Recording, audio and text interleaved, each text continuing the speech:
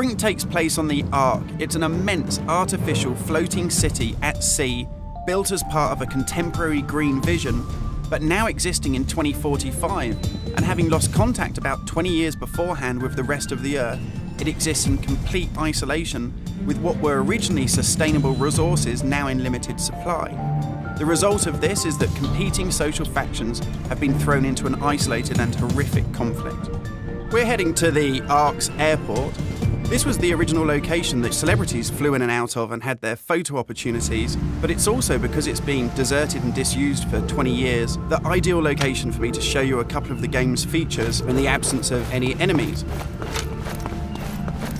Now, Brink uses those same familiar shooter controls that you're used to, but without the artificial constraints, because we've developed a new system that we're calling SMART. It stands for Smooth Movement Across Random Terrain.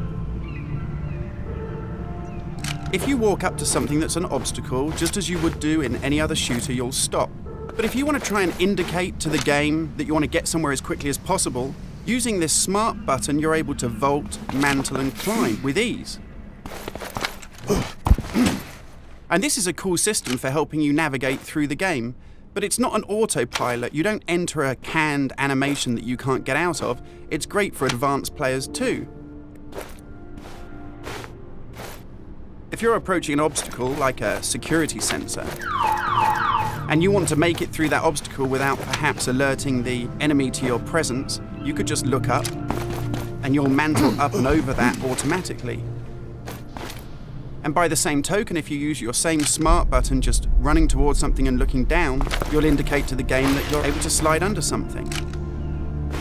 And this is really important because in Brink, we want you to be able to make tactical decisions about where you go and how you play. It's not a rail shooter where you're on a kind of minecart witnessing canned cinematics.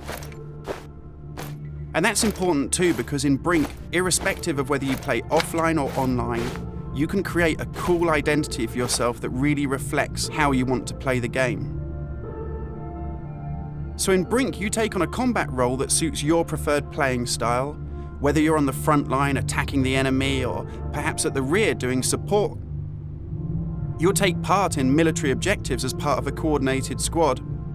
And when you complete these successfully, you'll earn experience points that allow you to unlock cool upgrades for your weapons, really cool abilities that suit the way that you want to play, and also cool outfits that reflect what a badass you are.